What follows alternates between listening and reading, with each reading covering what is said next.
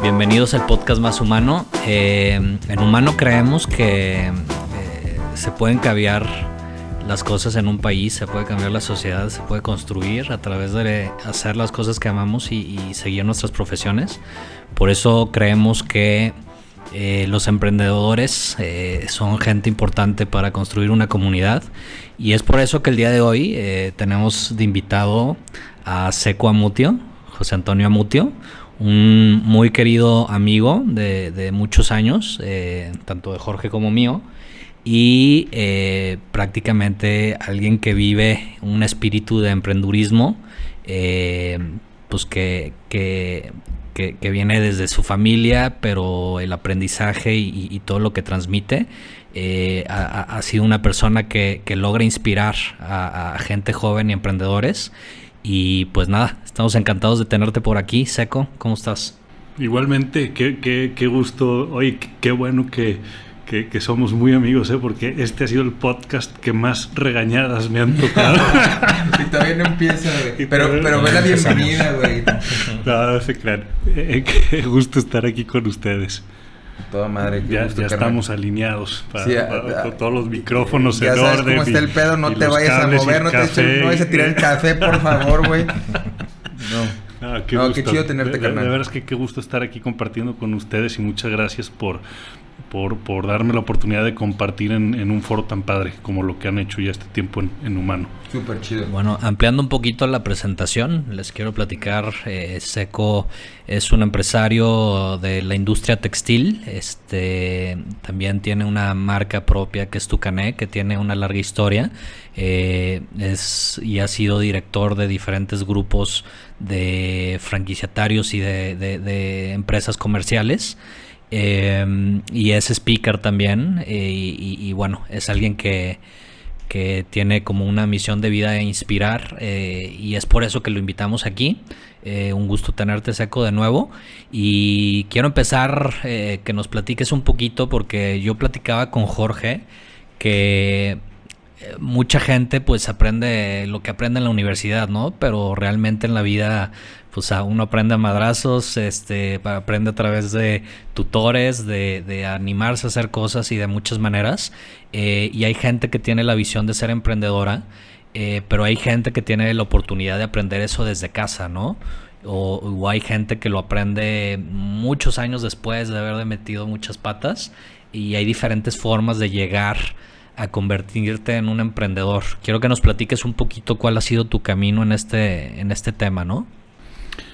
Claro, Lucho, mira, mientras te escuchaba me remontaba un poquito a mi historia, pensando en cómo compartirles, y te voy a decir qué pasa, bueno, a menos cómo lo veo.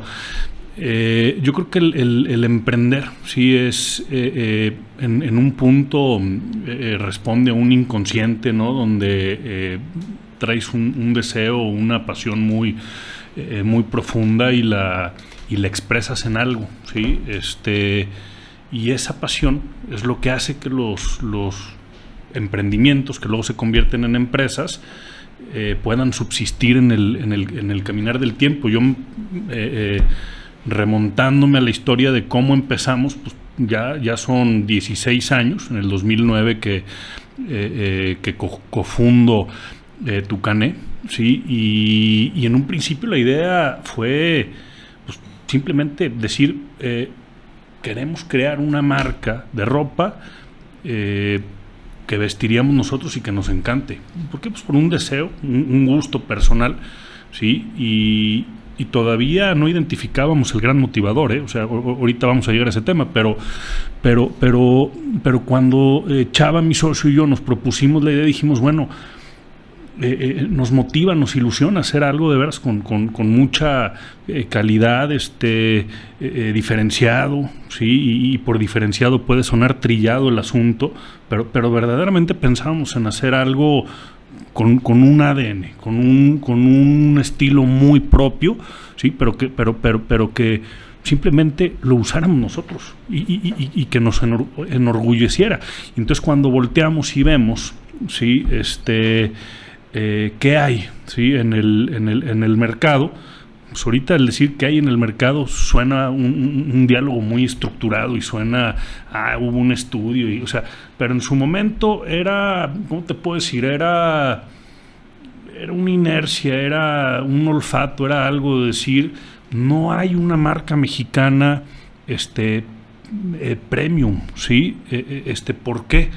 Porque simplemente volteábamos a ver nuestro armario y estaba lleno de marcas internacionales. O sea, yo hoy te lo digo, en la categoría donde participamos, las marcas mexicanas representan el 0.5% de participación de mercado. O sea, es nada. Estamos inundados de marcas internacionales, claro, hoy en día. Okay. Digo, hoy ya con un pensamiento más consciente.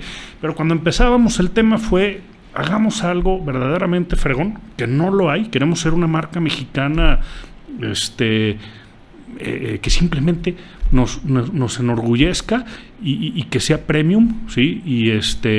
Y eso fue lo que más nos motivó inconscientemente. Luego ya lo haces consciente y bueno, ya lo empiezas a profesionalizar. Pero ese inconsciente fue lo que también nos ayudó, porque cuando dijimos vamos a hacer Tucaná y le vamos a competir a las grandes marcas internacionales, pues es que lo único que rondaba alrededor eran risas. ¿Cómo crees que le vas a competir a esta y a la otra? ¿Y cómo crees que en las departamentales y cómo se va a llamar, ¿no? Entonces, si en ese momento nosotros hubiéramos pensado, ¿sí?, lo complejo y todo lo que había que hacer en un famoso business model o modelo de negocios, yo creo que ni hubiéramos empezado. O sea, entonces, ¿por qué te digo todo esto? Porque al final del día es algo, es una pasión, es un deseo. Y entonces cuando lo entiendes y lo profesionalizas, ¿sí?, eres capaz de institucionalizarlo, de crecerlo, y entonces ahí ya estás hablando de una empresa. Pero antes, pues es unas ganas, es un deseo, y creo que eso es importantísimo, porque si no hay una pasión, no hay unas ganas, no hay un deseo, y solo estamos pensando por hacer dinero o algo, yo creo que estarías contribuyendo a las empresas que en menos de un año se van del mercado. Oye, ¿y tú, Chava, iban juntos en la universidad? ¿O cómo se conocen? ¿Cómo empiezan? ¿Eran compañeros? Porque Tucaná empezó como un emprendedurismo durante la universidad, sí, ¿no? Empezamos en la cajuela. ¿Pero era una clase de la UP? ¿O no. ¿O cómo fue? No, ambos, sí, terminamos de estudiar la preparatoria. Órale. La preparatoria, Chava se va... ¿Eran compañeros de la prepa? Pero desde la preprimaria. Ah, son amigos desde niños. Desde Chava y yo nos conocemos pues casi desde el hospital. Oye, ¿y eran muy amigos? Desde preprimaria. ¿O cómo conocidos, sí, o sea, pero realmente la amistad y el cariño fue cofundando Tucané. Siempre nos conocíamos, convivíamos, de repente, ¿no? Porque... bueno, en la prepa convivimos más, sí, en la prepa convivimos más. Estudiamos en colegios maristas los dos toda la vida y de ahí nos conocíamos. Entonces, donde nos volvemos a encontrar es en el primer día de la universidad. Ah, órale. Pero un año después de haber terminado la prepa. Entonces nos encontramos y, oye, Chava, ¿tú qué hiciste? No, pues yo me fui a Inglaterra y estuve en Europa y tú, pues yo me fui a Canadá y a probar suerte y ya está, ¿no? ¿Y qué onda? Pues traigo ganas de hacer una marca de ropa. Pero te estoy hablando en una plática de pasillo. ¿Quién te dijo eso? Chava. ¿Él dijo esa idea? Exactamente. Su familia, dedicada a la maquila textil ya de muchos años atrás. Sí. ¿Se dedicaba a eso familiarmente? La familia del papá de Chava, a la fecha. Órale. Sí,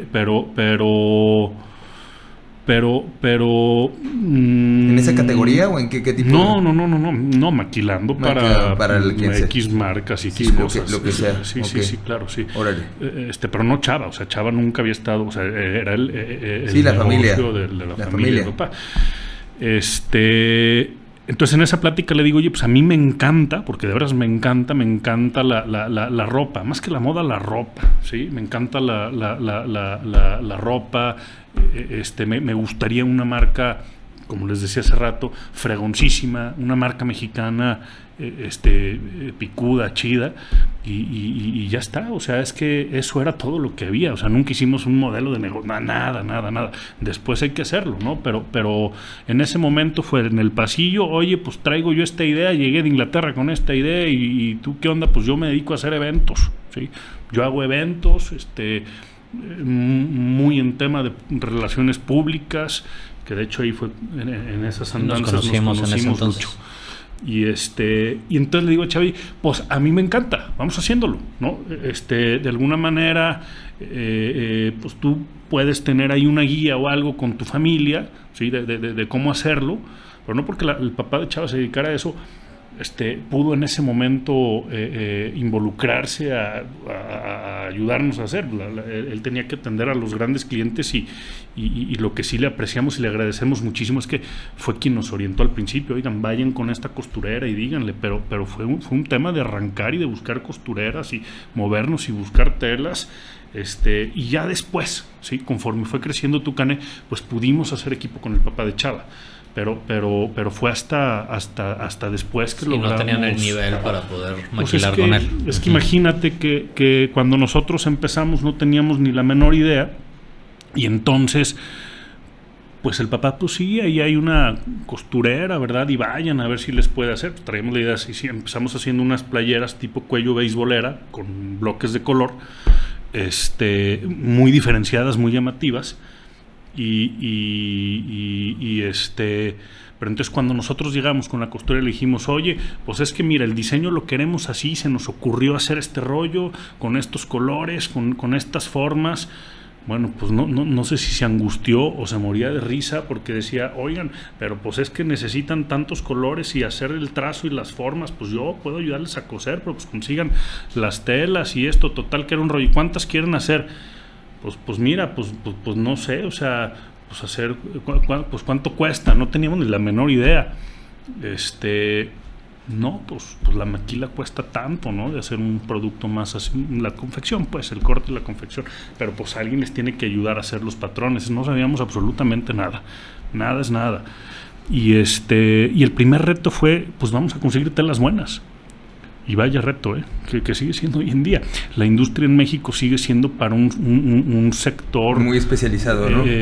Pues de bajo costo. Claro. ¿Sí? Entonces conseguir materias primas, vaya reto, o sea, agarramos rumbo para todos lados a buscar, nos movimos, no encontrábamos telas, total que encontramos una proveedora internacional, sí, que ya traía telas. Y entonces dijimos, bueno, pues estas telas nos encantan. Oigan, pues véndanos ahí unos metritos, ¿sí? Para hacer nuestras prendas. Sí. Traíamos, Chava, una lana y yo, total que sumábamos, yo creo que 7-8 mil pesos, se me hace mucho. Y entonces cuando 7-8 mil pesos, ¿verdad? Y decimos, oye, pues miren, nuestros diseños son así y son tantas prendas, nos decían, oigan, jóvenes, pero pues es que aquí nomás vendemos de rollo, pues madre santa, y el rollo no sé cuántas cientos o miles de prendas eran, pero por color. No, pero pues a ver, nosotros nomás queremos, no se puede, es por rollo. No, bueno, pues en la madre, pues imposible, ¿no? Un rollo ni nos alcanzaba, y luego necesitamos un chorro de rollos y luego van a salir un chorro de prendas. Pues bueno, está la astucia, ¿no? Después se nos ocurrió llegar con otro discurso que íbamos a comprar muestras para que necesitamos pedazos para hacer unas muestras porque trabajábamos para una gran empresa. Entonces conseguimos unos pedazos de tela y nuestros pedazos fue nuestra producción completa y luego se echó a perder y bueno, una historia, ¿no?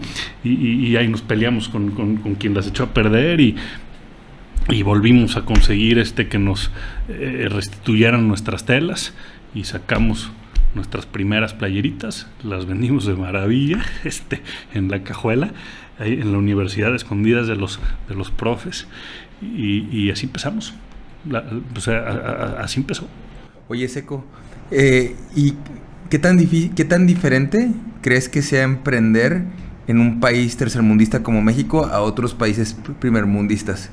O sea, porque hablas de la astucia, y creo que la astucia es un adjetivo calificativo muy particular del mexicano, ¿no?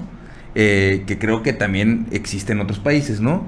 Pero aspectos positivos y negativos del del emprendedurismo aquí en un país como México tercermundista. Le platicaba mucho cuando platicaba con Luis de este podcast que íbamos a grabar contigo. También le mencionaba como el factor del mexicano, ¿no? Y cómo la mentalidad, ¿no? Y, o sea, creo que una manera de ligarlo puntualmente es a esto. Luis y yo hemos platicado mucho. Nosotros hemos tratado y lo hemos repetido como 40 veces en el podcast. Entonces, si nos escuchan, continuamente van a aprender. Luis y yo hemos tratado de romper con los paradigmas los adjetivos que rodean al mexicano, ¿no? Luis y yo tenemos aquí la política. Justo hoy en la mañana platicábamos de un socio comercial o gente de la industria que pues te enteras de malas prácticas que hay y de ciertas prácticas que hay por envidia o por celos o porque no vayan a brillar más que unos o yo quiero ser protagonista. Y nosotros sentimos que eso le merma a cualquier industria en la que estés, ¿no? Sean agencias, sean industria de entretenimiento, sea cualquier agencia, ¿no? Y tú formas parte de un grupo que es RBA, que conforma varias empresas que se juntan para ser más fuertes, ¿no?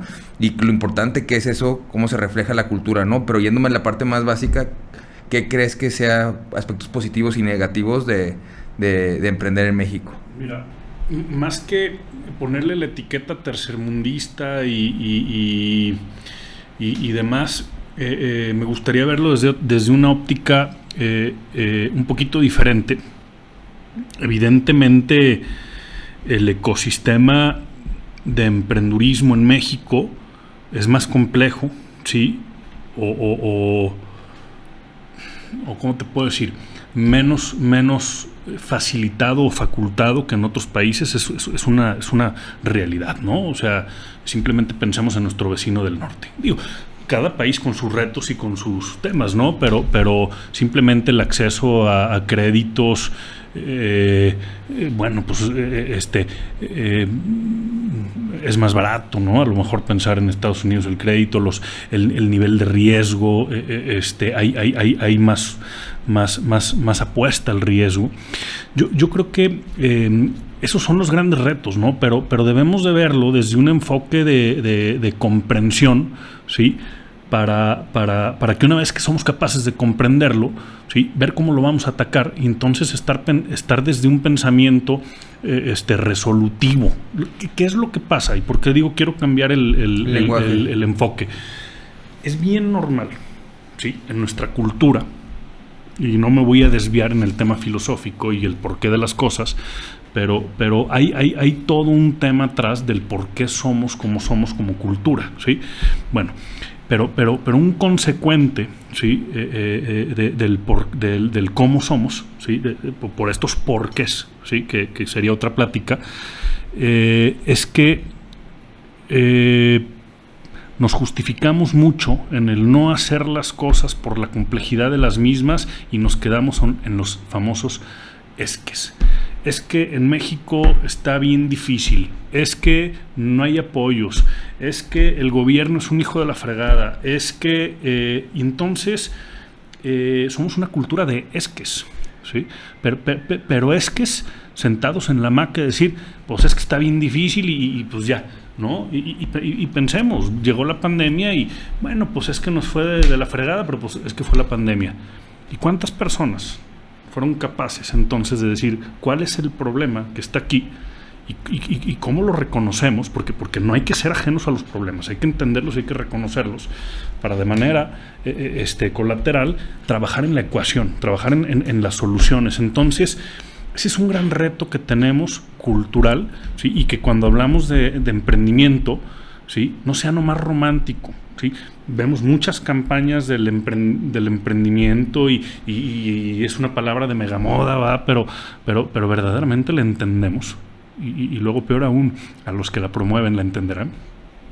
Esa es una gran pregunta, ¿no? Pero el tema es que tenemos que ser conscientes que cuando lleguen los esques a nuestro cerebro, tenemos que cambiarlos por cómo sí para lograr mi propósito, mi meta, mi deseo, mi sueño, ¿sí? Cómo nos hacemos a un lado también esta cultura, inclusive en el círculo de amigos de es que te va a ir mal, jajaja, ¿cómo crees, no? O sea, ¿cómo creemos en nosotros mismos? Nos falta mucho creer en nosotros mismos, pero muchísimo, ¿sí?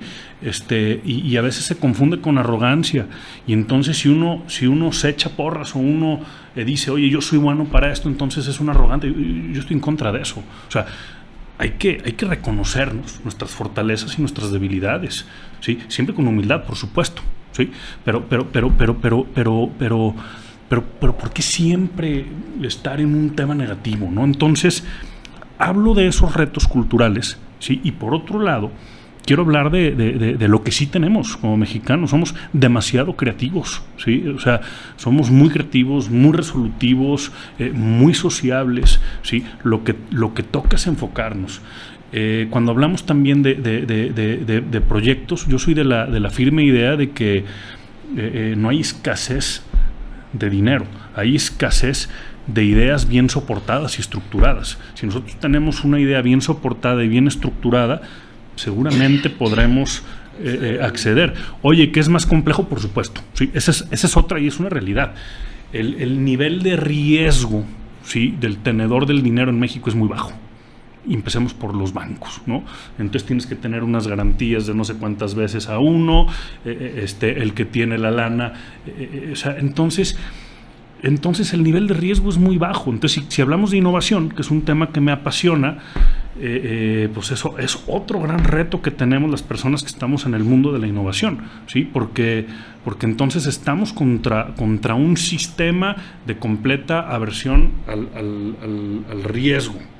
Entonces, pues ¿qué hay que hacer? Nos podemos quedar, vuelvo a lo mismo, nos podemos quedar en la lamentación o podemos pensar en qué cosas vamos a hacer, ¿sí?, para entender cómo funciona el cerebro y la cultura.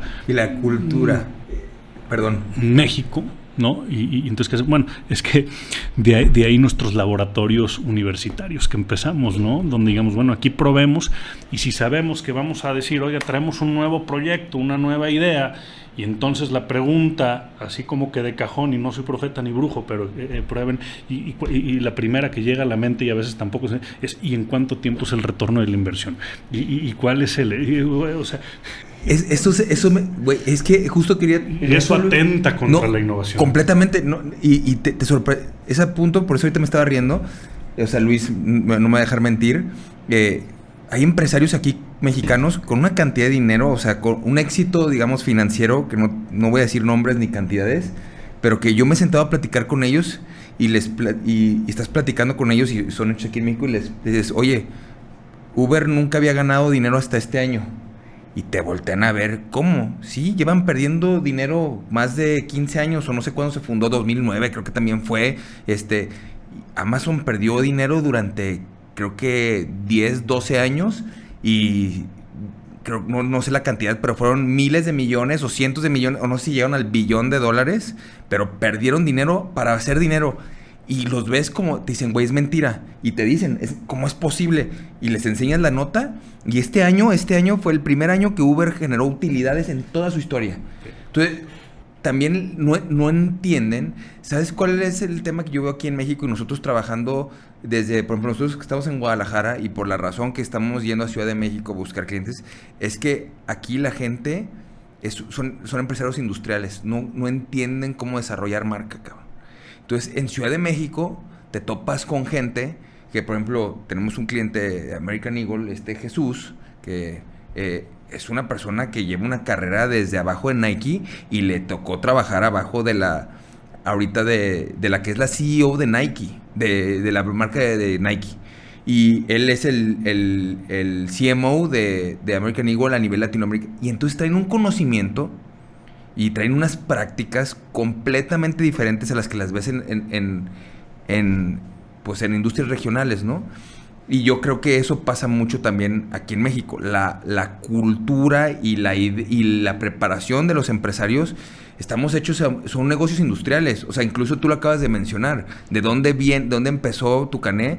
De alguien que venía de la industria de la maquila. Y te apuesto que si tú platicas con tu chava, la educación que trae y la manera de invertir va pegado a eso. Y romper con esos paradigmas es muy difícil en México. Bueno, esa es mi percepción, no sé qué opinas. Pues sí, digo, son varios temas que conlleva también la mentalidad mexicana, ¿no? Que de repente también tiene sus cosas positivas, como dices, la astucia, pero hay temas de comportamiento, de hábitos, de pensamiento, de mentalidad que de repente también a mucha gente no las dejan despegar, ¿no? Yo creo que ahorita que estabas hablando desde el principio, como que estaba en mi mente maquilando un poquito. Ahorita estoy leyendo el libro de Napoleon Hill, de Piensa y Hazte Rico, que es como un basic, un libro muy básico. Pero justo lo estaba leyendo y realmente me explotó un poquito la cabeza o sea, es un libro que tiene muchos años, pero habla de conceptos, o sea... Súper básicos. No básicos, conceptos que yo no me esperaba en ese libro, pues. Habla mucho de la programación mental, de la autosugestión, o sea, habla de temas que se están tocando ahorita, pero es un libro que tiene unos 50 años, ¿no? Pero bueno, el punto es que creo que una palabra clave del emprendedor es la persistencia, ¿no? Entonces tú ahorita decías cómo pues te topas con muchos nos y hay que buscar el cómo sí. Y creo que esa es la clave de la persistencia, ¿no? Cualquier no te debe parar, sino que debes de verlo como el cómo sí. Y es la forma en que tú te permites seguir avanzando, ¿no? En unos de estos capítulos también hablan este tema de la persistencia, habla de los 5 pasos claves para el éxito, dado a estudio de diferentes personas. Y te habla, número 1, de claridad de lo que quieres y un deseo ardiente, ¿no? De conseguirlo, ¿no? Que es donde empiezas, ¿no? Como decías tú, nos estabas platicando, nos interesaba y deseábamos sacar una marca de algo que pudiéramos usar, algo que nos sintiéramos orgullosos y que fuera de lujo, etc. Entonces viene un deseo, ¿no? Luego un plan de acción, un plan con acción, ¿no?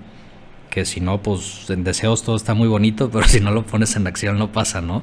Y es el enfrentarse a eso que estabas platicando, ¿no? Desde, pues vamos y pedimos muestras y de ahí sacamos una y si no hacemos esto y sacamos otra, pero esa acción en movimiento y va acompañada de la persistencia, porque te vas a topar con todos esos no tengo dinero, no me dan crédito, me cobran tantas tasas de interés, las 1000 nos que hay que ser persistente para saberlos conllevar y encontrar el cómo sí.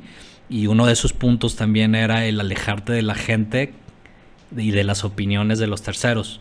Porque siempre, y también lo dijiste, te encuentras con toda esa gente que ¿cómo chingados vas a competir? Estás pendejo. Y todo el mundo te va a decir eso. Y el último es el contrario, ¿no? Acercarte a todas las personas que crean en ti y que tengan el interés de apoyarte, ¿no? De una u otra forma, ¿no? Y creo que cuando juntas esas cosas, bueno, es como un estudio de mucha gente que encontraban como esos comunes denominadores, ¿no? Y se repite mucho en estas historias de emprendimiento, ¿no? Pero yo creo que, toda mi plática y todo lo que estoy diciendo creo que tiene que ver mucho con el chip de pensamiento. O sea, yo creo que un emprendedor, como dices tú, hay gente que está hablando de emprendimiento que no entiende de lo que está hablando. Y la gente que lo entiende y lo vive, o sea, entiende que no es esta visión glorificada de soy emprendedor y traigo un Ferrari y un traje y un bla, bla, bla y soy jefe y soy patrón. No mames, o sea, el ser emprendedor es un sacrificio, es una putiza, es aguantar madrazos, es ser persistente, es pensar en los demás. Nivel de estrés altísimo, güey. Son muchas cosas, pero a final de cuentas yo creo que nadie está, o sea, nadie está programado para, o sea, y mucha gente te dice, oye, ¿qué recomendarías? No lo hagas, ¿no? Sí. ¿Sabes? Como, ¿sabes? Nadie está programado para eso, pero realmente el emprendedor es eso, es alguien que trae un deseo ardiente por dentro que lo mueve ante todo, ¿no? Y lo mueve con persistencia y lo mueve con un montón de cosas que si no sería imposible pensar por qué alguien se metería en algo así, ¿no? Entonces es por eso que yo creo que sí es de admirar y es inspirador encontrar estas historias, ¿no? Mira, sin duda, a ver, y ahorita que dices que es inspirador, yo te voy a decir por qué estoy aquí con ustedes y cuál es la razón de compartir esto.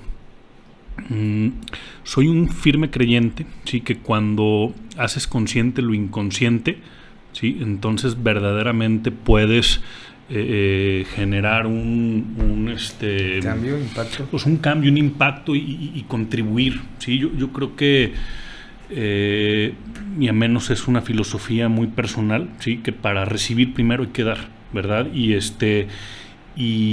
si lo pensamos desde nuestro paso en este mundo, ¿sí? ¿Qué vamos a dejar, no? Y no es dinero, es por qué seremos recordados. Y eso vale, al menos para mí, más que todo el dinero del mundo, todo el éxito, como lo podamos definir o lo que sea, ¿no? Es por qué me sentiré orgulloso, ¿no? Entonces, si de este podcast, ¿sí? Logramos cambiar, o no cambiar, poner, ¿sí? Una semilla. Una semillita a alguien, ¿sí? A ver las cosas de otra manera, pues estaremos contribuyendo verdaderamente por una mejor sociedad, y no digo un país, o sea, por una mejor sociedad, ¿sí? A ver, me pongo a pensar en muchísimas cosas, y pensemos en lo siguiente. A ver, es que tiene que haber una pasión y un deseo, pero porque lo dice en el manual, ¿no? Como dices, Lucho, para poder emprender y para poder hacer, y qué chido el emprendedor, porque entonces siempre estamos hablando desde la trinchera ajena, ¿no? Entonces, emprender conlleva un mundial de retos, ¿no? Pero entonces hay cosas, ¿sí? Es que verdaderamente hay cosas que te dieron esa energía o te motivaron a hacer algo, ¿sí? Y si ese algo verdaderamente te apasiona y te motiva y estás luchando por ese algo que todavía no tienes claro, sí, pero que lo quieres materializar, exactamente, de manera natural empiezas a encontrar ese poder de resiliencia. Si no lo tienes, te vas, entonces no es de manual, es verdaderamente, si pensamos en hacer algo, pensemos si verdaderamente eso nos va a hacer soportar todo, y cuando digo todo es todo, ¿sí? Y entonces venga, de otra manera, no hay prisa. O sea, no hay prisa, ¿no? La vida nos irá llevando. Pero lo que es cierto también, ¿sí? Es que hay un nivel de miedo altísimo, también de manera cultural. Bueno, en todo este eje de responsabilidad social que hemos trabajado, me toca muchísimo compartir con personas que quieren emprender o que quieren materializar una idea, y tristemente te das cuenta que muchos no más por dinero, ¿no?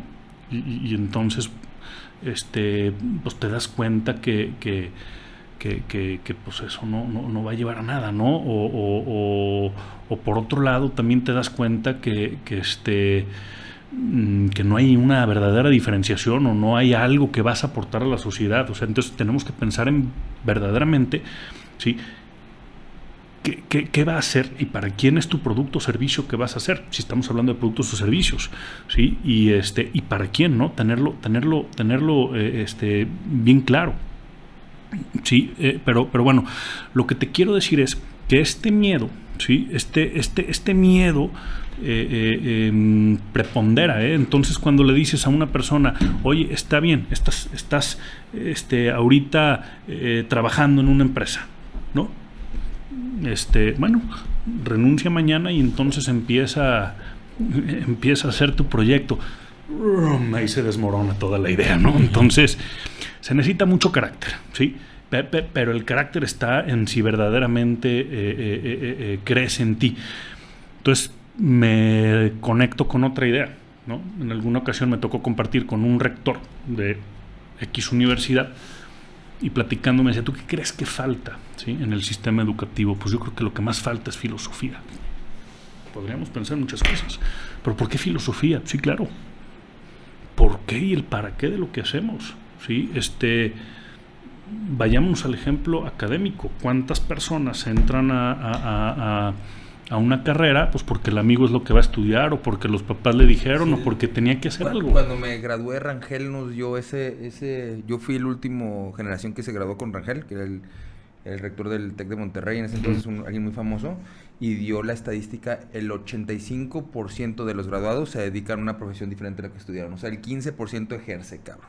Sí. ¿No? También tiene que ver por la edad que te ponen a tomar una decisión. A los 18 años no sabes todavía, sí, si te quieres comer los mocos o qué quieres, sí, estudiar. Sí, si quieres estudiar, no entiendes muchas cosas. Sí. Creo que también el nivel de madurez que existe, o sea, para empezar, cada ser humano madura a una edad completamente diferente, ¿no? Hay gente que es muy madura desde muy chica, hay gente como uno que se tarda varios años en madurar ya después de estar graduado y bastante peludito, y creo que las decisiones que tienes que tomar desde muy joven son decisiones que todavía tal vez no estás capacitado, ¿no? Pero definitivamente creo que en la carrera también hay muy poca práctica y hay mucho choro, ¿no?, en todas las universidades, y hay muy poco cuestionamiento de por qué quieres, inclusive no hay de encontrar tu propósito personal, deja tu empresarial, o sea, o de quieres, porque yo soy de la idea, y he platicado mucho esto, yo tengo muchos amigos emprendedores, y luego también me ha tocado amigos que hablan del emprendedor como si ellos fueran algo superior. Ah, cabrón, discúlpame, güey, pero si no hubiera gente que quisiera ser colaborador y tener un trabajo, no tendrías nada, cabrón. No hay un ser humano pendejo en este mundo, cabrón. Y todos tenemos habilidades diferentes. Creo que la idea de la vida es encontrar en lo que eres bueno y qué te apasiona y poder tener una vida plena, sea como emprendedor, sea como lo que sea. Pero creo que la idea de tan siquiera de la que estás hablando, con la que yo conecto, Seco, es que deja tú, te digo, no que si quieres ser emprendedor y por qué, sino por qué, o sea, ¿cuál es tu valor? ¿Qué tienes para aportar a esta sociedad? O sea, si tú te empiezas a dar cuenta de qué puedes aportar, cómo puedes enriquecer, qué puedes proporcionar a los demás, desde cosas que no tienes que cobrar dinero a ayudar, creo que tendríamos un camino mucho más trazado que haría mejores seres humanos, deja tú mejores emprendedores, en mi opinión, ¿no? Mira, por supuesto, a ver, es que tanto el emprendedor como el colaborador es igualmente importante. El tema está encontrarse en uno mismo, ¿no? Y que verdaderamente estés alineado a un propósito. A ver, yo te voy a decir por qué soy emprendedor. O sea, yo soy emprendedor porque tuve una infancia de mucha frustración y escasez, ¿sí?, polarizada con mucha abundancia, ¿sí? Entonces, esa situación de estrés fue la que a mí me orilló a emprender, ¿sí?, y a tener un deseo de sobresalir y de dejar algo. Y ¿sabes qué era lo que más me movía? El demostrar que sí puedo, ¿no? Y entonces eso fue lo que a mí pero por una vivencia. Cada quien tenemos vivencias y tenemos cosas que nos van moldeando, ¿sí? Entonces yo no entendía que mi propósito, ¿sí?, porque hoy te lo digo con toda claridad, ¿sí?, que mi propósito iba a ser inspirar a buscar el desarrollo humano. Y no estoy hablando en lo empresarial, ¿eh? Para mí, yo lo empresarial o tucané, para mí es una herramienta nada más, ¿sí? O sea, porque mi propósito es muchísimo más grande que mi marca, que cualquier empresa o negocio donde tenga o colabore. O sea, para mí esas son herramientas que le dan validez a un propósito, porque entonces, lo voy a decir cruda y tristemente, si yo no tuviera una trayectoria empresarial o una marca o hubiera hecho algo, pues es que no me hubieran invitado a platicar con ustedes, ¿no? Entonces mis herramientas, sí, que me permiten o me dan valía para estar platicando con ustedes, es lo que hemos logrado hacer.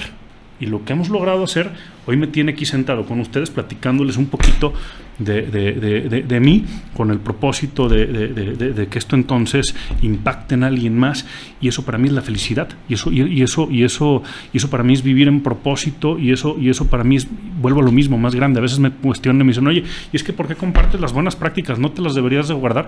Es que sabes que me da igual, comparto lo bueno y lo malo, porque me estoy retando a mí mismo a ser cada vez mejor. Sí, porque ese es mi modus operandus, ¿sí? Esa es mi manera de ser. Yo creo que cuando compartes es porque ya te estás retando en otra cosa. Por eso estoy tan inmerso en la innovación. O sea, y ahorita te estoy haciendo consciente lo inconsciente. ¿Por qué? Porque lo reflexiono, porque lo introspecto, porque he estudiado y porque todos los días me preparo para eso, ¿no?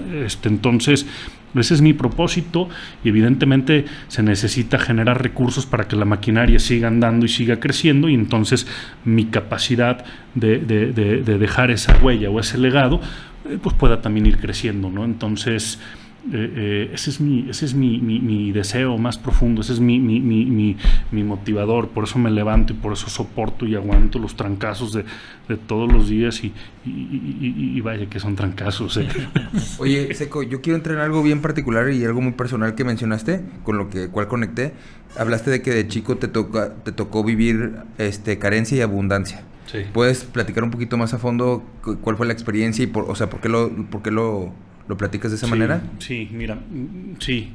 Fue un trauma fuerte, ¿sí? en mi vida, que entonces yo hubiera tenido de dos: o me hubiera perdido en la depresión, en las adicciones, en algo, o lo desfogué. Yo en mi caso lo desfogué en el emprendurismo. O sea, por eso digo, o sea, al final del día uno reacciona de alguna u otra manera. Yo lo desfogué en demostrar y en hacer por qué, ¿sí?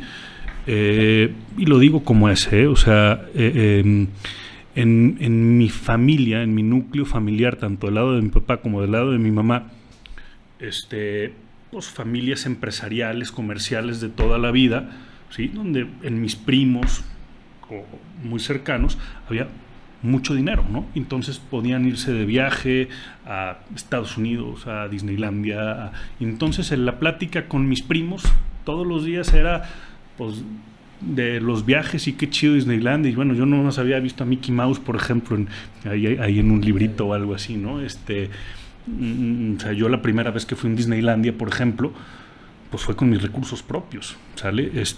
Mi angustia era que cada que venían exámenes, yo ya me pegaba a la puerta de salida del salón porque sabía que me iban a sacar, porque pues no se habían pagado las colegiaturas. Vivimos crisis tremendamente fuertes, ¿no? Entonces, y en un principio estás en la queja. Hoy yo algo que de veras aprecio, admiro y agradezco es a mis padres, toda la fuerza que tuvieron para soportar crisis tremendamente grandes que hubo en mi núcleo familiar. Y en un momento estás en la queja y dices, es que ¿por qué estamos fregados? ¿No? O sea, yo no teníamos ni coche en mi casa, ¿no? O a veces nos llevaban hasta despensa, de veras. O sea, sí. Entonces, por un lado no tenías ni para comer, y por otro lado, cuando levantabas el teléfono, era mentadas de madre y cobranzas, y estaban los cobradores en la casa, y entonces en el colegio me sacaban, y entonces cuando teníamos un cochecito yo le decía, mamá, estacióname 2-3 cuadras atrás, por favor, porque se van a burlar de mí. Entonces yo mejor camino, ¿sí? Porque entonces me traían de bajada, ¿sí? ¿Por qué? Porque viví en un ecosistema de lana sin tener lana, y eso de veras, puta, se me pone la piel chinita. Cabrón, es que, o sea, vete a la verga. Fue un sufrimiento, un trauma, o sea, Sí. de veras un trauma bastante grande, ¿sí? Y no me tocó más que fregarle, y hoy agradezco muchísimo, porque si algo, ¿sí?, tuve mis papás, es la educación, ¿sí? Y el que la vida me enseñó a trabajar, y bueno, por supuesto con mi papá compartí también el cómo hacía las cosas, pero también lo voy a decir cruda y honestamente, ¿no? Y con mucho cariño a mi papá, pero fue el primero que me dijo, vas a fracasar, y es que deberías de hacer esto porque te va a ir de la fregada. Y no lo juzgo, en su momento eran los desfogues, o sea, ¿cómo a mi hijo le puede ir mejor? O sabes que estás bien tonto, tienes que hacer esto. Entonces yo vivía con miedo en mi misma casa, yo no quería estar ni en mi casa, ¿sí? Porque yo vivía con miedo, de veras. Y son cosas pues que tienes que sanar y que las tienes que entender, ¿no? Y entonces cuando me empezaba a ir bien, pues yo quería que el primero que se diera cuenta fuera mi papá, ¿va? Como, tómala, ¿no? Y entonces era, de una u otra manera represalias, ¿no? Mi papá en contra de lo que estaba haciendo. Y te digo, no lo juzgo, o sea, también vivencias y momentos muy fuertes, ¿no? Que le tocó vivir, pero yo creo que las dos partes vamos madurando, ¿no? Y hoy, pues es otra cosa, ¿no? El apoyo, ¿sí? La admiración que siento y tengo de mi papá, pues es cosa que se agradece, que le agradezco y que es un gran bastión, ¿verdad? Pero yo creo que son esos momentos de confrontación. Nadie nace siendo papá y pues somos humanos, ¿no? Y cómo a él le puede estar yendo a lo mejor que a mí, o al revés, sí, o porque él sí va traumas, a tener éxito. ¿no? Entonces todos tenemos retos. Fíjate que yo conecté mucho, justo nomás sentí y dije por ahí, porque Luis y yo hemos platicado también mucho de esto, ¿no? No, cuando estábamos preparando el podcast, ni sabía, güey, esa parte de historia y eso que somos bien amigos, güey. Nunca me había tocado escuchar, pero Luis habla de... tú y yo somos en cierta manera parecidos en como siempre tener prisa, ¿no? Sí. Creo que esa... Y entonces cuando de repente Luis y yo platicamos de por qué mi personalidad, porque soy explosivo y soy desesperado, y yo lo ligo completamente al mismo tema, ¿no? Hemos platicado, de hecho, Luis no sufrió tiene la bendición de no haber sufrido carencia, creo que de la manera que tú y yo sufrimos. Entonces, cuando sufres esa carencia, traes una prisa porque tienes miedo, güey. Tienes miedo de que las cosas que ya viviste vuelvan. Yo le llamo Elber, que regrese Elber, el vergazo, ¿no? Entonces, andas corriendo de Elber, cabrón, ¿no? Y es un patrón neuronal que se activa y tienes como un sexto sentido en donde pasa algo y vergas, ahí viene otra vez y tienes como esta prisa de correr de eso.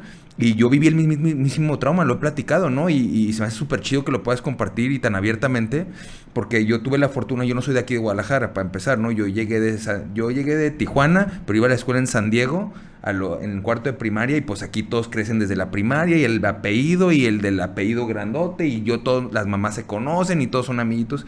Entonces llegué como el gringo pochito, cabrón.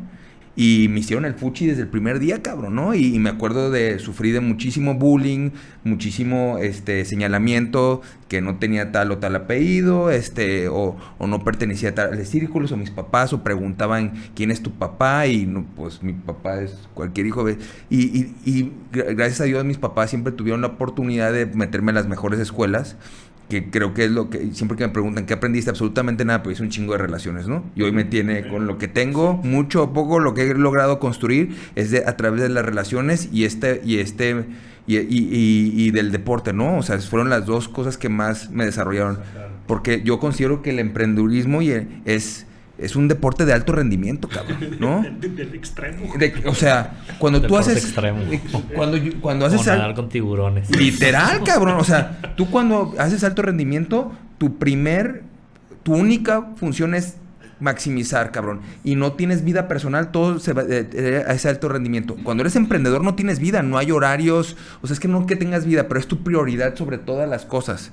Y te tienes que estar acomodando alrededor de eso, ¿no? Pero regresando, y me acuerdo muchísimo de eso. Yo la verdad es que yo viví para no alargar mucho la historia, yo estaba en un hogar en donde había mucha abundancia.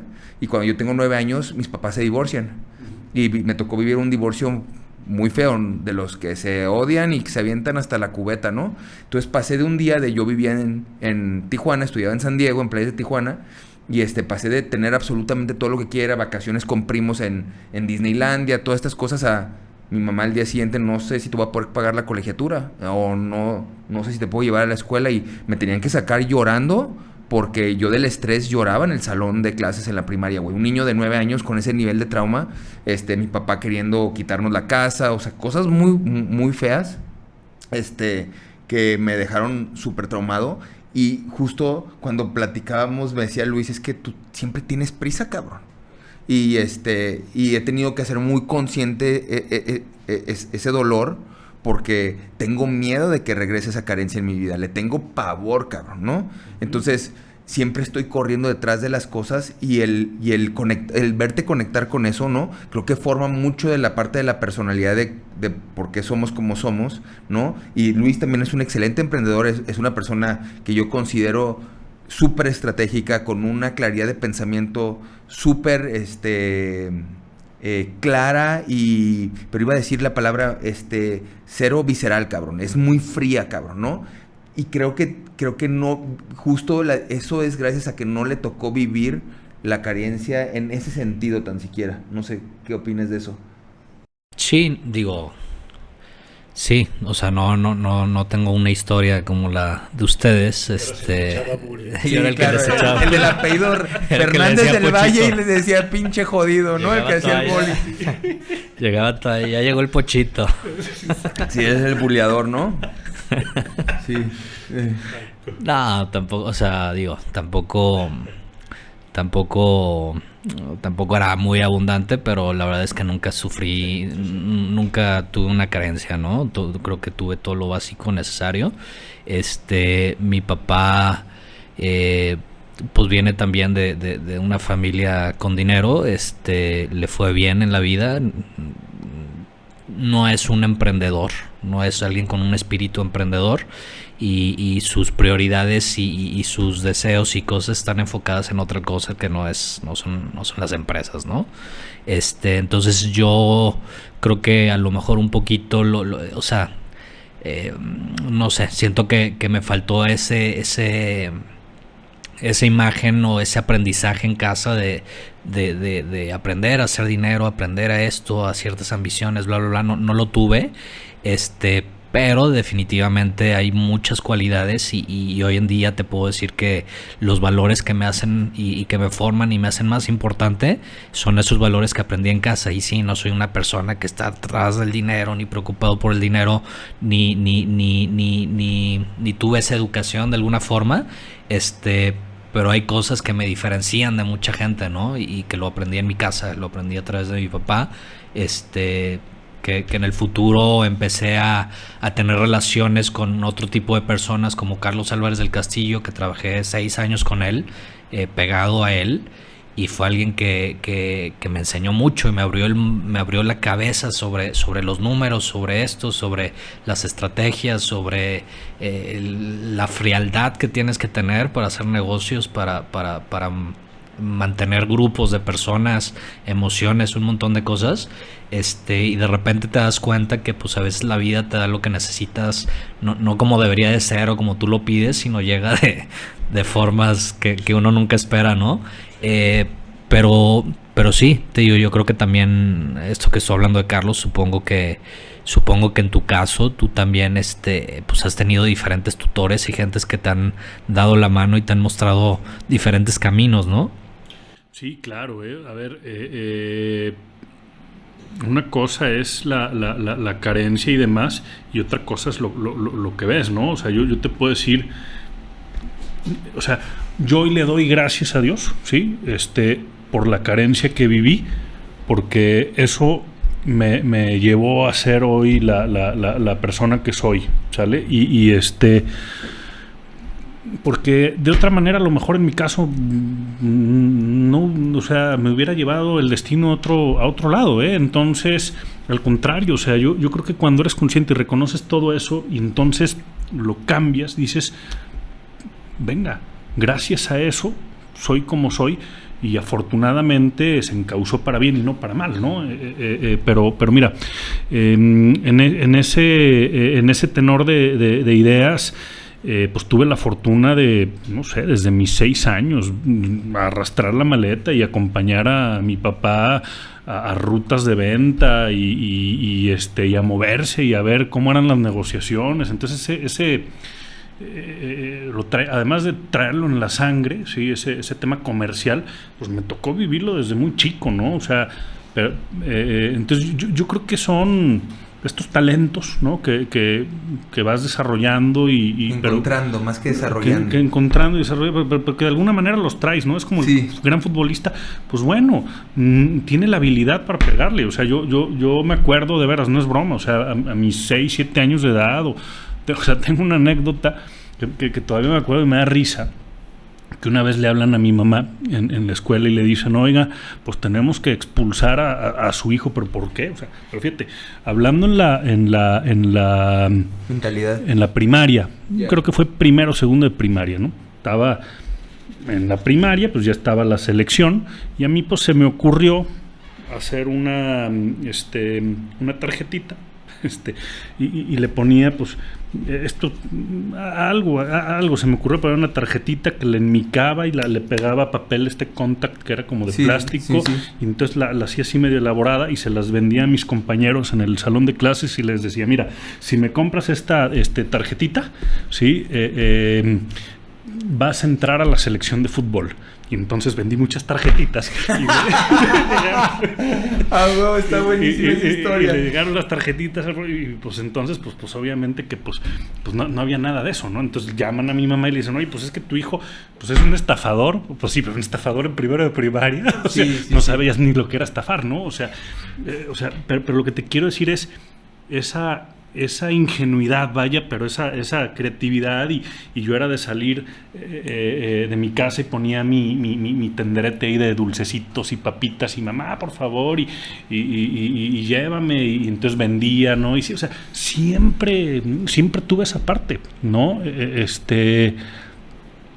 te digo, me tocó vivir eso, ¿no? Y eso me lleva a forjar esto, pero regresando un poquito, ¿sí? El tema, necesitamos empezar a ver las cosas de otra manera. Por ejemplo, cuando nosotros hablamos de innovación, que es un tema que a mí me apasiona, tenemos que entenderlo y tenemos que cambiar nuestra manera de decir, es que de 10 cosas, una me va a salir bien, pero esa una va a pagar por creces las 10 que salieron mal. Pero si nos seguimos quedando en el miedo o en el famoso retorno de inversión, nunca van a salir las cosas, ¿no? Entonces nosotros decimos, tenemos pavor a no hacer las cosas, preferimos hacer las cosas, equivocarnos, aprender, ¿sí? Y no volverla a regar, o simplemente descartarla porque no funcionó. O regarla de otra manera. O regarla de otra manera. Yo diría. Y pues ya, ¿no? Pero es que es eso. O sea, desde nuestras organizaciones, la gente a veces no quiere ni opinar ahora porque la cultura es, me van a tontear, o si la riego me van a dar un latigazo. O sea, y comento esto porque quienes nos toca liderar en empresas tenemos que cambiar ese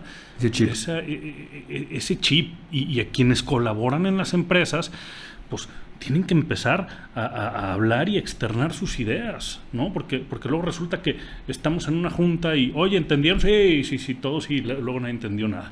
Y oigan, ¿están de acuerdo? Sí, y resulta ser que no estaban de acuerdo, que tenían una idea mejor. Entonces necesitamos cambiar esa... O que les da flojera también. Esa mentalidad, ¿sí? Y claro, y entonces eso es lo que pasa en países con más madurez empresarial, ¿sí? De veras, la otra vez me tocó en una plática de Silicon Valley que hay empresarios, ¿sí? No es broma, o sea, que te pagan por salirte de la escuela y pongas una buena idea, y entonces ahora te doy un dinero para que dejes de estudiar y te pongas a chambear si tienes una buena idea. O sea, pero es eso, ¿no? Te voy a dar otro contraste.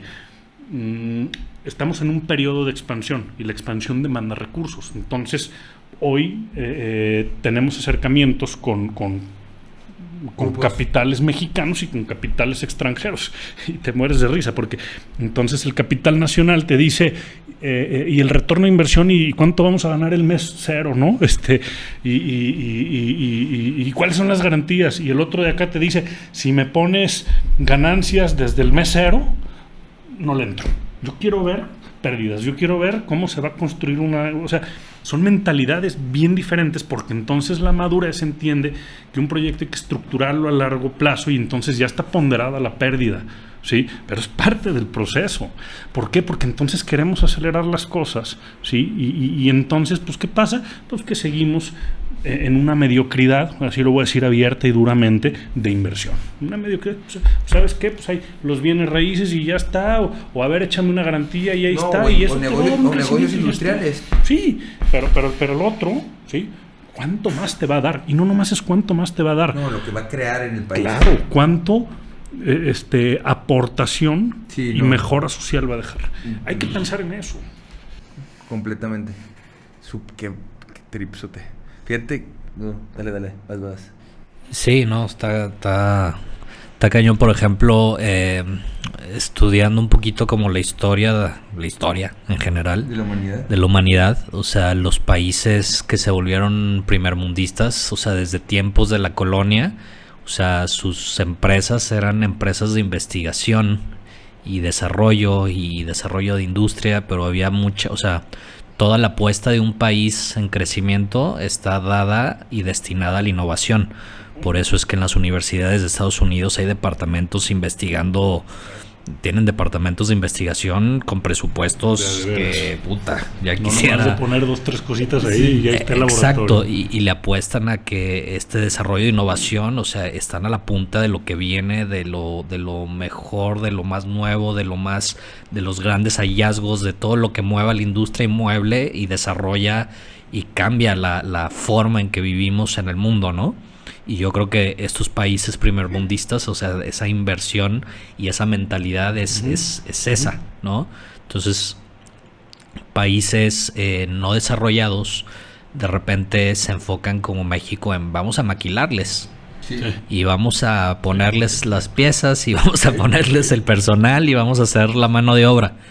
Sí. Y bueno, definitivamente eso pues puede ser muy capitalizable y puede generar industria y puede generar derrame y empleo, pero nunca, como dices tú, este crecimiento es a la segura, es sin riesgo, es muy adaptativo, pero la innovación, la investigación, al hacer las formas diferentes, en tener estas mentalidades, pues nos llevan a un crecimiento que no tiene competencia, ¿no? No que no tenga competencia, pero muy poca gente se atreve a eso. Mira, Lucho, quiero dejar un pensamiento y lo voy a decir así abiertamente y sin pelos en la lengua, porque creo que es un pensamiento que verdaderamente, si lo maduramos, puede cambiar la industria. Uh-huh. Cuando tuve el honor de presidir la Asociación Mexicana de Franquicias, me tocó precisamente reunirme con el Consejo de Industriales. Y entonces estaba el de la Cámara de XYZ, ¿no? Uh-huh. Particularmente con la que por mi oficio podía conectar más fácil, ¿sí? Era la del vestido y la del calzado. Bueno, ¿por qué lo digo sin pelos en la lengua y lo digo así abiertamente? Porque estamos fregados porque nos hemos quedado en la lamentación y en la queja y en la... Iba a decir lo voy a decir porque la puta justificación de las cosas, ¿sí? Entonces estamos bien fregados porque llegaron los chinos. Sí, esa historia me la sé. Porque entonces llegaron los chinos, ¿sí? Y estamos bien fregados porque pues es que el chino es más barato y está bien, ahí quedémonos. ¿Y sabes qué pasó? Que una potencia que teníamos en la manufactura textil y de calzado, ¿sí? Se fue quedando como en la prehistoria, ¿no? Así. Y entonces, si tú hablas con estas personas y si me escuchan, me da mucha alegría para que cambien su manera de pensar, dicen, pues, es que los chinos, y es que el no sé qué, ¿sí? Y la otra vez me tocó platicar precisamente con el líder actual, ¿sí? de la Cámara del Calzado, y otra persona, ¿sí? A quien quiero mucho, que tiene mucha conocimiento y comparte esta idea, ¿no? Pero a veces hay que verlo en carne propia. Cuando yo se los dije en esa mesa, porque estaban representando franquicias, les dije, oigan, convoco esta junta porque a través del sistema de franquicias, ustedes que son industriales, podemos hacer una colaboración para enseñarlos a hacer comercio al detalle. Cabrón, ¿cómo que comercio al detalle? Sí, claro, que hagan sus marcas y que pongan sus tiendas. ¿Por qué? Porque entonces la queja es los chinos y los retaileros son el diablo, ¿sí? Los que tienen tiendas se llevan el margen y somos unos mártires, pobrecitos de nosotros. Entonces, sí es cierto, son un commodity más en la industria. Pues es quien vende más barato, como dices tú, Lucho, al que está aportando valor, ¿sí? Entonces, cuando eres una fábrica que no aporta valor más que un servicio, pues es un commodity, no hay valor agregado, es quien me lo vende más barato yo pongo estas calidades, quien me lo vende más barato y ya está, y síguele presionando y compite contra los chinos, estás fregado, ¿sí? Entonces, cuando les dije, oigan, vamos a hacer esto, no, es que está bien complicado, y por ahí otro dijo, órale sí, pero el órale sí nunca se materializó. Bueno, termino mi gestión y demás, pasa tiempo, me encuentro con este amigo que también coincide la idea y me dice, oye, ¿tú qué crees? ¿Sí? Que esté pasando en España, porque tuvimos un viaje a España, él no, pero ahora con RBA, la asociación de retailers, ¿sí? Y yo le decía, mira, esta idea que en su momento compartí es una vivencia hoy de España. España, ¿sí? Lo mismo, fabricaban en España, entra el poderío chino y entonces empieza a desmantelar la industria. Los españoles cambian su chip, tienen una gran escuela de retail, tienen a Inditex. Inditex ha permeado un gran aprendizaje y son unos grandes retaileros, grandes comercializantes al detalle. ¿Y qué crees que pasó? Que España es una productora potentísima de crear conceptos de marca. Entonces, las marcas dan un valor agregado, dan una diferenciación, dan un diseño, dan un valor agregado, dejémoslo así. ¿Y qué pasa? Que entonces ese fabricante hoy puede volver a fabricar en España, donde el precio da igual, no es el factor preponderante, es la calidad y la diferenciación de los productos. Entonces la industria va en apogeo otra vez, va en levantada, ¿no? Y ahora que vamos a tener un viaje de RBA, este cuate, ¿sí? Pues va con el presidente del calzado, también para ver esto que está pasando en España, ¿sí? Pero es que es algo que tenemos que hacer ya. O sea, como hablábamos hace rato del valor y del diferenciador. Entonces, si estamos en la industria y somos un commodity más y nos vamos a quedar quejándonos, pues ya está. ¿Y sabes cuándo va a haber innovación? Oigan, pongan plantas automatizadas. Pues, ¿cómo es que no salen ni para el margen? Pues claro, pues es que no tienen ni margen. Oye, ¿y cómo vas a...? Pues haz una marca. Es que yo no sé hacer eso. Bueno, pues ya, muerte, ¿no? Pues haz una marca, aprende, sal de tu estado de confort, crea algo, atrévete. Suena fácil, pero vuelvo a lo mismo, o sea, no es para todos, pues, ¿no? Pero hay que cambiar ese chip en salirnos de la queja y de la justificación para cambiar a entender el problema y ver qué podemos hacer, y los españoles nos lo han demostrado. No, y a mí me encanta, conociéndote, nos has platicado de estas experiencias en la cual se llevan a este grupo de empresarios, franquiciatarios, gentes con marcas a países como España, a aprender de la industria, donde te abren la puerta para enseñarte, claro, cómo maquilan, hasta cómo la cocina, la distribución, cómo es el retail. Como si fueras el sueño mágico de que no, güey, no puedes ni entrar porque nos van a copiar, güey. Sí, es otra cultura. Y yo creo que es ya una mentalidad también de abundancia, ¿no? O sea, no te preocupa el de lado, la competencia es contigo, con ser mejor, con crecer. Sí. Y a final de cuentas, ahorita hace rato comentaba Jorge cómo todavía hay industrias en México y muchas, donde se vive esa competencia y quiero que te vaya mal y a mí me tiene que ir mejor, entonces déjame te compito y le voy a bajar el precio y me voy a robar a tu gente, y hay una vibra así que se vive como la historia de los cangrejos, ¿no? Sin embargo, o sea, el tomar esa aptitud, esa mentalidad, o sea, tú en tu puesto de liderazgo de este grupo, el poder juntar empresarios que en teoría son competencia, de alguna forma, y en vez de ver sus diferencias y cómo ser mejor o ganarle el uno al otro, se unen recursos, fuerzas para aprender a ser mejores, para compartir, ¿cómo se dice? Buenas prácticas para aprender de los mejores, y hacen estas dinámicas como vamos a España a aprender de los mejores, vámonos a Israel a aprender de innovación. Y completamente eso pues te saca de la caja, ¿no? Completamente te abre la cabeza a cosas nuevas, y toda la mentalidad es lo que impulsa a no quedarnos como estas, no, pues aquí en México hacemos esto porque pues no se puede lo demás, ¿no? Sí. Y no, está padrísimo, que nos platiques todo esto, porque creo que en muchas industrias mucha falta hace de esta mentalidad y de este cambio de chip en el mexicano, ¿no?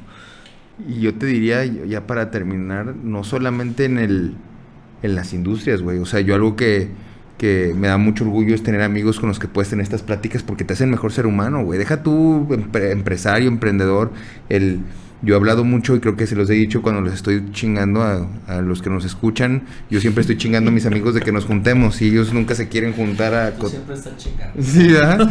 Pero aparte de siempre estar chingando, dando latas, también siempre les estoy diciendo que nos juntemos porque a mí algo que me da mucho orgullo es que somos un grupo de amigos que nos estamos retando las ideas constantemente y que queremos el éxito del otro, ¿no? Y eso es algo que creo que desde ahí viene el problema en México, ¿no? Yo he visto cómo entre amigos compiten y quieres que te vaya mejor a ti que a tus amigos, cabrón, ¿no? Y yo algo que me da mucho orgullo de nosotros, de lo que hemos, y lo digo porque lo viví, ¿no? Antes con mis amigos siempre estar compitiendo y como que sí, pero te hablo mal de ti, como con envidia y algo que creo que me da mucho orgullo es que nosotros tres y Pepe, que somos como muy unidos en ese sentido, creo que los cuatro siempre estamos rompiendo paradigmas. Pepe ha tenido un gran crecimiento, entonces el simplemente tener un espacio donde puedas tener estas conversaciones te elevan, cabrón. Y te elevan y eso contagia a tu familia, a la gente que te rodea, a tus colaboradores. Y eso es lo que necesitamos para también empezar a cambiar. No solamente con los empresarios. Creo que empieza desde tus amistades, de tener pláticas más profundas, de como dices, de filosofar, de entender de por qué, por qué hacemos lo que hacemos, qué nos está moviendo, cuál es tu propósito. Que ven, ¿no? Yo siempre les digo, platique, cuando vean algo que yo la estoy cagando, que hay algo que me estoy yo mismo metiendo el pie, por favor, díganmelo, cabrón, porque yo no me veo, güey, ¿no? Entonces y eso ayuda a a generarme un mejor ser humano, y eso conecto mucho con ese propósito que mencionas de siempre estar queriendo mejorar, ¿no? Eso es algo que me da mucho orgullo y invito a todo el mundo que tenga esa práctica, que tenga amigos con los que se pueda abrir realmente y profundizar de la manera que nosotros creo que conectamos, y desde ahí puedes empezar, ¿no? Perfecto. Pues Eco, sí. ¿Tienes algún mensaje que quieras transmitir a la gente que nos escucha? Oye, me quedé pensando en el nombre del podcast y va a parecer comercial, pero la verdad es que no. En un mundo que va tan rápido, ¿sí?, tan materialista, tan competitivo, verdaderamente hay que ser más humanos. Sí, o sea, tendernos la mano, compartirnos, apoyarnos, ser conscientes, ¿no? La vida da muchas vueltas, ¿no? A veces a un proveedor, ¿sí?, o un cliente le puede estar yendo mal, y a veces lo más fácil es cómo lo haces pedazos o cómo vas contra él, ¿no? Pero yo creo que hay que ser conscientes, ¿no? Cuando estamos hablando de la vida empresarial, hay subidas, hay bajadas, y eso genera fuerza en las relaciones. Hay que ser transparentes, hay que ser abiertos, hay que ayudarnos, hay que retarnos, hay que creer, no hay que jamás atentar contra una idea. Hay que ayudar a desarrollarla o encaminarla, pero de veras, seamos más humanos. Qué chido. Chingón. Pues un gusto tenerte, amigo. Ustedes. Qué chido, qué buena plática. Sí. Otro día te invitamos en una mesa con otros invitados y creo que podemos tener muy buenas. Sí, muy buena plática. Muy buena plática. Va. Gracias, Eco, de nuevo. Pues gracias a todos y nos vemos en la próxima.